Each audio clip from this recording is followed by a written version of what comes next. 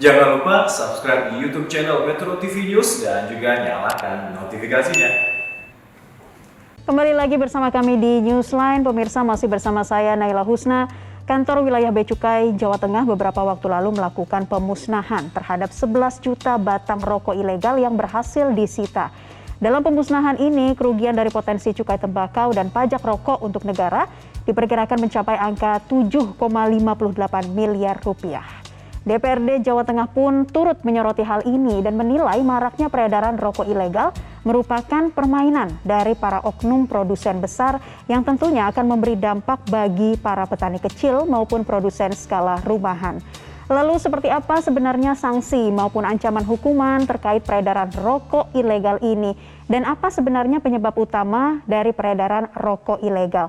Untuk menjawabnya sudah hadir bersama kami di studio Newsline siang hari ini Wakil Ketua DPRD Jawa Tengah, Bapak Haji Sukirman. Pak Sukirman, selamat siang. Selamat siang. Terima kasih sekali lagi nih Pak untuk waktunya bersedia bergabung bersama Newsline. Karena memang ini temuannya begitu luar biasa pada lebih dari 11 juta ya Pak ya rokok ilegal. Namun sebelum ke sana kita ingin membahas dulu terkait apa sih rokok ilegal itu dan kenapa bisa ditemukan di pasaran, Pak Sukirman? Iya, rokok ilegal itu kan rokok yang memang tidak membayar cukai rokok ya, cukai tembakau. Terus tidak juga membayar pajak rokok.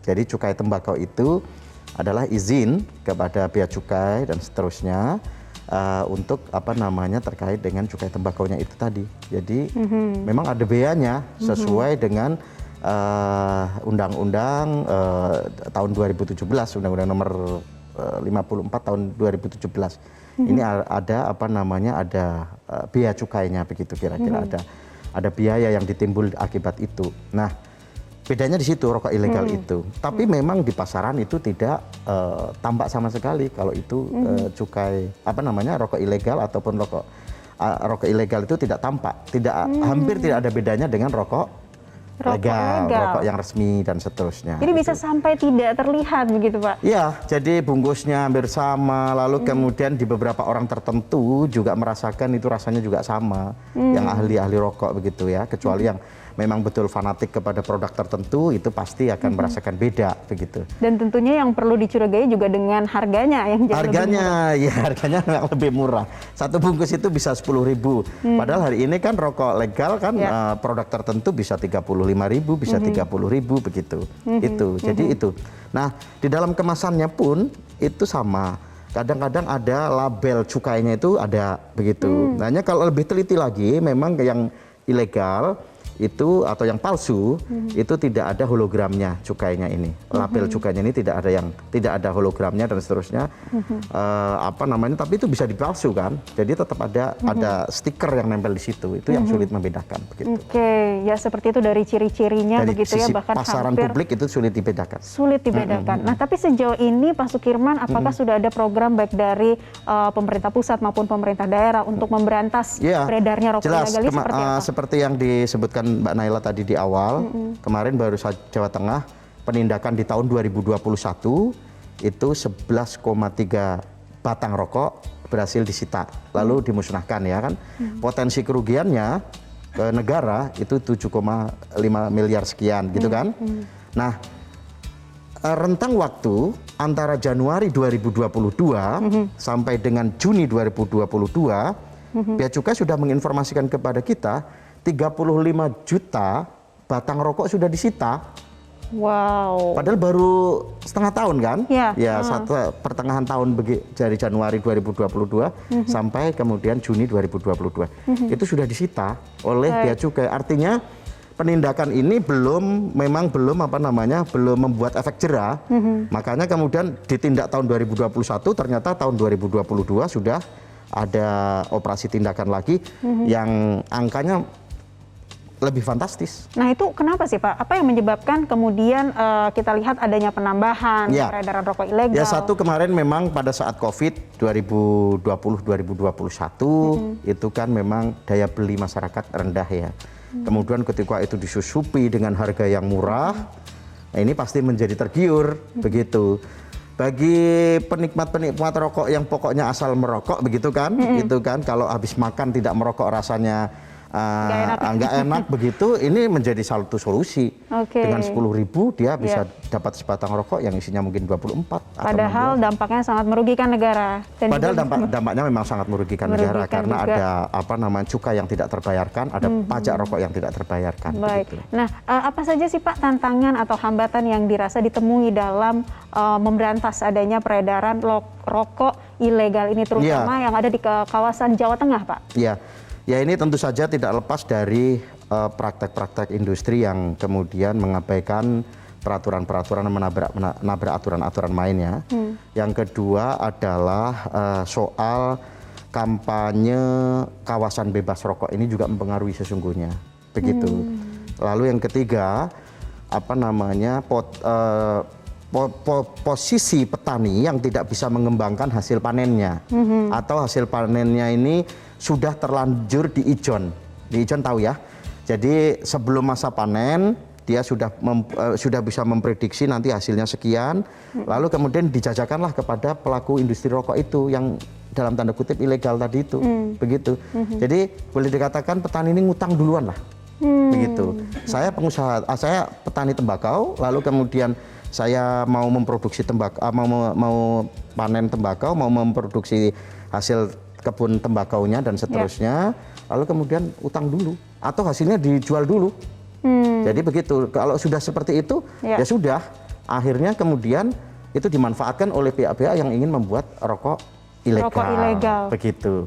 Nah sementara rokok-rokok yang resmi memiliki izin dari negara dan seterusnya tidak mampu semaksimal mungkin untuk menampung daya panen dari petani-petani tembakau kita, begitu. Boleh dikatakan boleh dikatakan tidak tersalurkan dengan baik, begitu. Tidak ada interaksi hubungan yang sinergi antara tembakau dengan industri rokok yang legal. Iya, jadi sangat merugikan, terutama terkait nasib dari para petani tembakau ya, Pak. Ya, mungkin bisa jelaskan lagi itu Pak salah satu faktor penyebab kemudian munculnya munculnya rokok ilegal ini, begitu. Itu jadi kemampuan petani untuk memasarkan produk tembakaunya ini rendah, lalu kemudian diambillah karena dia tidak mempunyai keuangan ekonominya yang cukup mapan, kemudian diambillah oleh pialang-pialang ataupun tengkulak-tengkulak untuk membeli tembakau secara murah ini, begitu. Dan di awal, jadi sebelum panen udah dibeli gitu loh Mbak. Sebelum panen udah dibeli, ya udahlah. Mau diapakan panenannya seperti apa nanti oleh yang pemilik modal untuk membeli itu ya terserah, akhirnya muncullah rokok ilegal. Itu petani. Lalu yang kedua, petani memang tidak mempunyai ada regulasi yang kemudian dinamikanya cukup kuat. Yang merugikan petani itu beberapa regulasi pemerintah. Misalnya nih soal pemerintah itu menginginkan tembakau itu jenis Virginia atau apa begitu yang kira-kira memang meningkatkan kualitas rokok itu sendiri, begitu. Menurut aturan main di dalam produsen rokok, pabrik-pabrik besar dan seterusnya. Tetapi menurut petani tembakau, hasil panen dari tembakau Virginia itu tidak terlalu menjanjikan karena itu kalau ditimbang kira-kira ringan lah kira-kira itu. Kan modelnya itu kan ringan ya. Modelnya kan per kilo ditimbang dan seterusnya begitu. Itu salah satu faktor. Lalu kemudian nasib petani semakin terpuruk karena ada aturan main, desakan-desakan dari LSM kesehatan dan seterusnya, kampanye anti rokok dan seterusnya. Ini membuat potensi produsen legal itu kemudian mengendurkan niatnya untuk terus memproduksi rokok secara luar biasa begitu, sehingga tidak mampu mengakomodir hasil panen para petani yang memang melimpah ruah.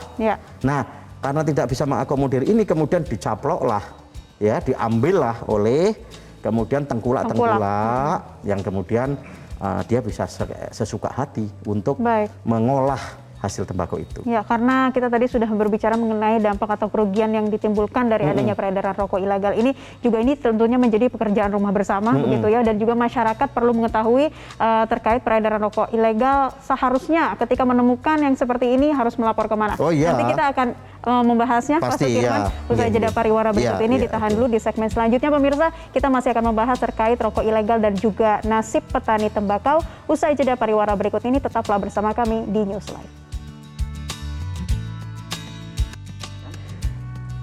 Kembali lagi pemirsa bersama kami di Newsline dan masih bersama saya Wakil Ketua DPRD Jawa Tengah Bapak Sukirman, masih membahas terkait rokok ilegal dan nasib petani tembakau. Pak, menarik sekali tadi kita sudah sedikit mengetahui nih dari Pak Sukirman apa saja bedanya rokok legal dengan rokok ilegal. Dan hal ini juga tentunya perlu diketahui masyarakat. Tadi kita juga sudah berbicara kerugian-kerugian negara akibat beredarnya rokok ilegal. Lalu keuntungan apa nih Pak kalau kita berbicara keuntungan dari yang didapat dari cukai rokok ini seperti apa? Jadi Mbak Naila, seperti yang saya sebutkan tadi, sebenarnya kan ada tadi saya ralat Undang-Undang Nomor 39 Tahun 2007 itu tentang cukai. Jadi itu yang mengatur sanksinya, mengatur perizinan tentang cukai dan seterusnya, gitu kan. Termasuk sanksi orang yang mengedarkan rokok ilegal. Kemudian orang yang memproduksi, jelas kan, orang yang memasarkan, dan sebenarnya orang yang menikmati juga, begitu, ada sanksinya. Ada sanksinya, bagi yang menikmati. Tapi tentu skala-skalanya kan pasti tergantung jenis pelanggarannya kan, kira-kira begitu kan, gitu. Jadi kalau yang menikmati, memasarkan dan seterusnya itu bisa diancam hukuman penjara 1 sampai 5 tahun. Dendanya tentu saja kalau memasarkan dan seterusnya itu 2 sampai 10 kali atas nilai cukai yang dirugikan. Begitu. Yang umpamanya kalau 1 juta nilainya ya berarti 10 kali lipat begitu kira-kira. Itu dendanya. Nah, kalau proporsional tentu saja lebih tinggi kan. Nah, itu Undang-Undang Nomor berapa tadi? 32 ya. Undang-Undang Nomor 39 tahun 2007 gitu. Nah, kemudian apa sih keuntungan negara tentang adanya cukai? Oh, jelas sekali.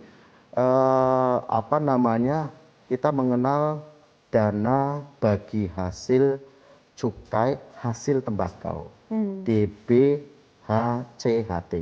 ya kan?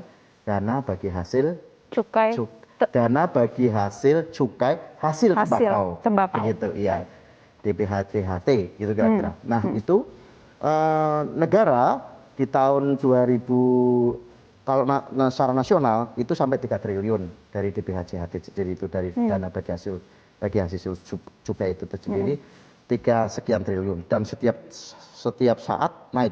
Tahun 2022 ini pemerintah menargetkan 3,9 triliun dari dana bagi hasil cukai begitu. Kalau di pemerintah Provinsi Jawa Tengah itu kan karena di tingkat pusat lalu kemudian dibagi ke provinsi. Ya. Kalau kita mendapatkan kira-kira di angka 400 miliar DBHCT itu. Nah, untuk apa ini? Nah, sebenarnya hasil cukai rokok ini, Mbak Naila, dikelola oleh pemerintah, lalu untuk kampanye atau menanggulangi dari sisi kesehatan dampak rokok. Jadi ada disisipkan juga ke bidang kesehatan dari hasil rokok itu yang memang boleh dikatakan menurut medis ini mengakibatkan kesehatan kita terganggu, ya kanker apa segala macam itu. Ada yang disisihkan itu dari dana bagi hasil itu. Jadi diperuntukkan untuk di bidang kesehatan.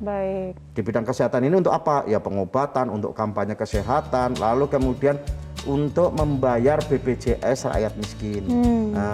Dari cukai rokok juga itu.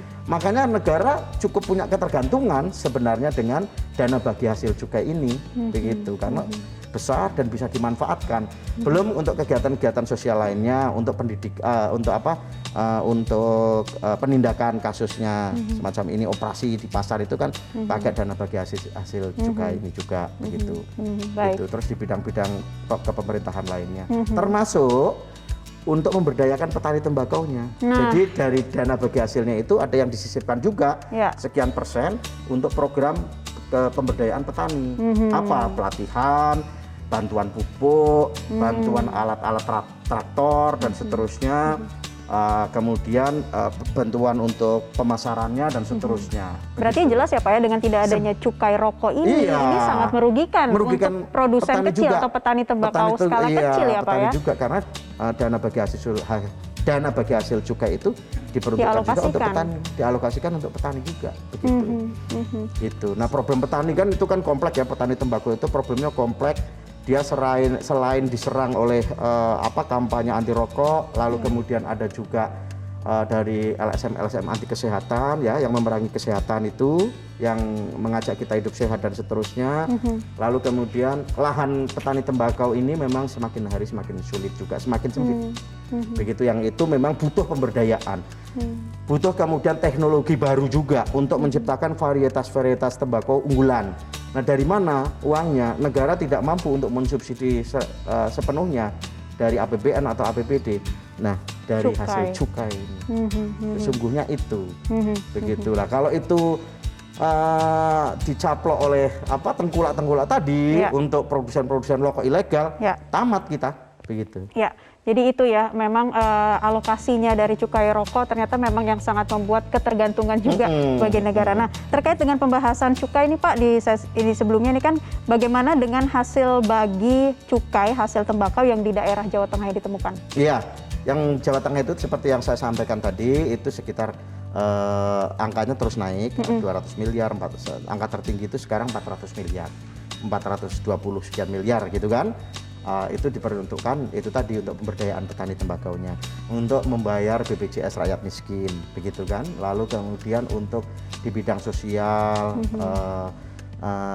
terus perluasan operasi penindakan terhadap barang-barang ilegal rokok ini, itu juga dibutuhkan dari dana di DPHJT itu. Nah, kebijakan penggunaannya seperti apa Pak, dan juga pengawasannya itu pakai tentu saja melalui aturan Menteri Keuangan, lalu kemudian alokasinya di pos-poskan di dinas-dinas terkait. Kalau dinas kesehatan, berarti dinas kesehatan, ada di dinas sosial, ada dinas perkebunan dan pertanian, begitu kan.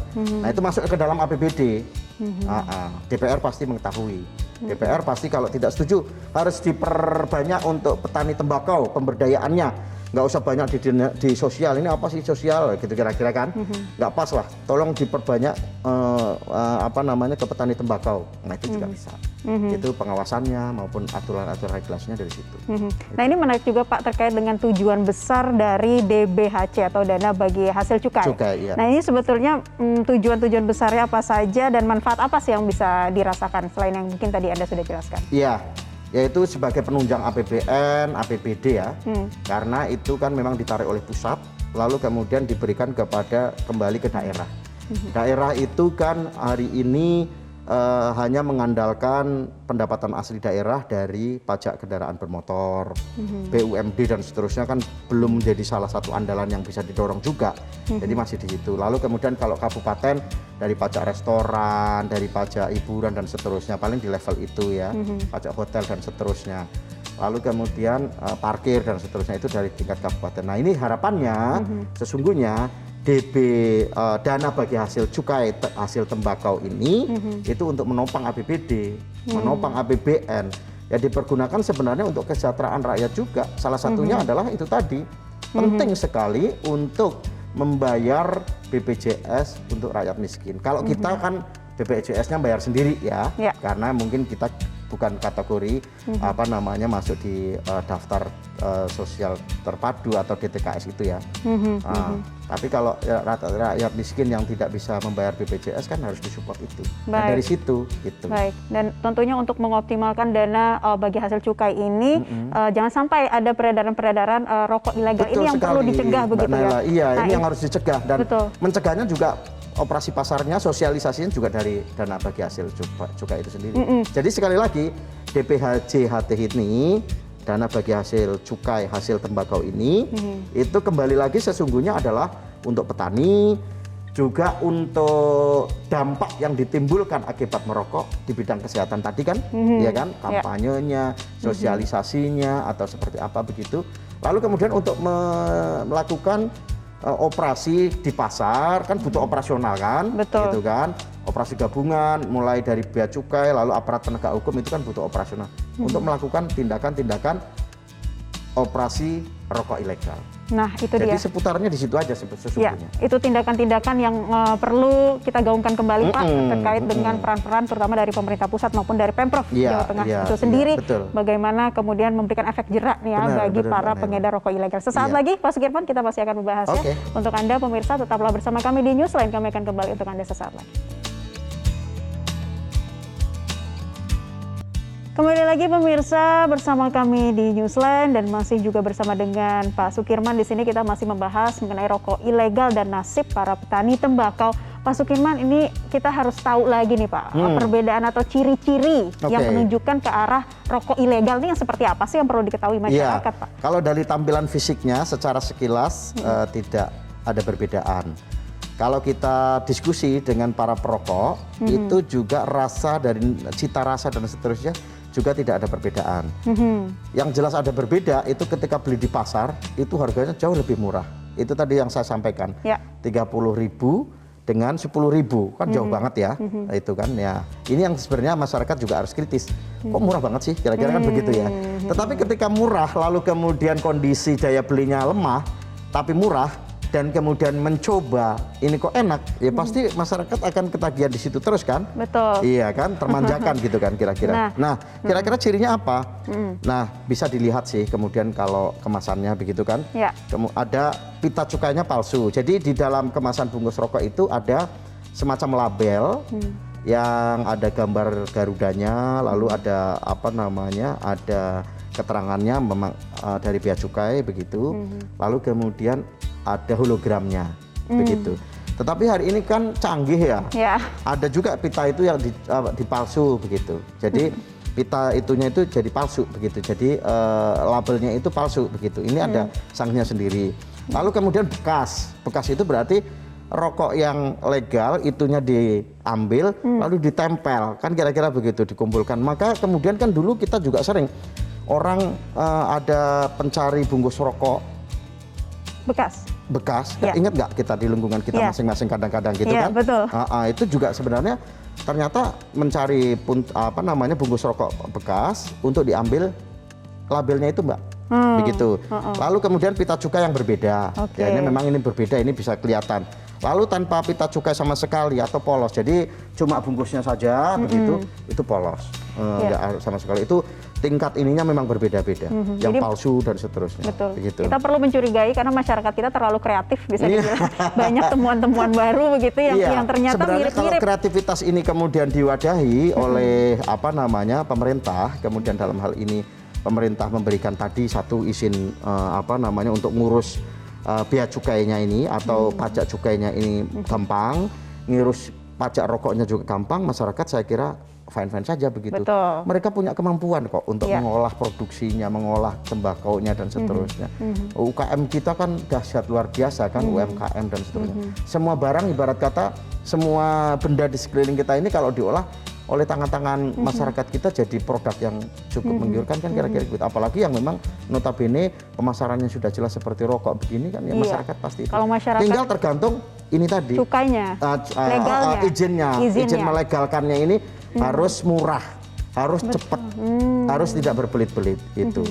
Yang kedua adalah pemerintah memberikan dorongan kepada petani melakukan edukasi dan seterusnya. Kemudian yang tidak kalah penting adalah membuat jejaring antara petani tembakau ini antara di daerah satu dengan di daerah lain mempunyai jaringan yang kuat. Saling take and give, saling mengunggulkan produknya masing-masing. Kalau ada kekurangan tembakau di daerahnya masing-masing saling support begitu. Lalu yang tidak kalah penting membuka akses kepada produsen-produsen rokok yang legal, begitu. Ini tugas pemerintah, begitu.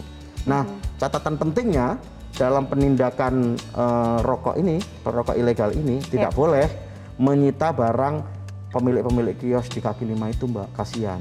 Meskipun itu ilegal, sebaiknya dibeli oleh pemerintah, oleh bea cukai. Nah, disitulah kemudian pentingnya operasi yang dibiayai oleh dana bagi hasil cukai tadi itu untuk membeli rokoknya juga. Kalau yang produsen harus kita ambil paksa dan harus kita denda, gitu kan, membayar kepada negara. Tetapi kalau yang sudah terlanjur dijual Ya. di kios-kios, Baik. mosok kita tega Baik. sama Ya. rakyat kita untuk menyita itu. Jadi itu yang perlu menjadi perhatian bersama ya, peran pemerintah pusat, pemerintah daerah berkolaborasi, dan juga terakhir ini Pak Sukirman, Oke. peran masyarakat jika memang menemukan adanya rokok ilegal ini harus seperti apa? Bisakah melapor? Ya bisa melapor ke Bea Cukai, terus bisa ke aparat penegak hukum Ya. dan seterusnya. Tetapi sekali lagi kalau itu rokok ilegal itu adalah yang ada di kios-kios, ayo kita beri edukasi. Ya. Pemerintah dalam hal ini, Bea Cukai, aparat penegak hukum dan seterusnya, kalau menemukan atau melakukan operasi di kios-kios itu, Ya. kaki lima dan seterusnya, dibeli barangnya. Baik, Jangan dibeli. kemudian diambil paksa, mereka modal. Ya. Nah, itu Kasihan para satu petani catatan kecil. yang paling penting. Baik, terima kasih Wakil Ketua DPRD Jawa Tengah Bapak Sukirman Baik. sudah bergabung di Nela, kesempatan terima Newsline kasih kali juga ini. Ini pada tentunya Metro TV. membuka wawasan kita bagaimana peredaran rokok ilegal yang masih marak dan juga peran dari semuanya tentunya untuk juga sama-sama kita membangun dari petani lokal, petani tembakau. Terima kasih Pak Sukirman Sama-sama. sudah bergabung di kesempatan kali ini. Makasih, Mbak Nela. Dan pemirsa, demikianlah dialog kami kali ini. Usai Headline News pukul 15 waktu Indonesia Barat, Zona Bisnis akan hadir untuk Anda. Mewakili rekan-rekan yang bertugas, saya Naila Husna dan rekan Marvin Sulistyo pamit undur diri. Sampai jumpa.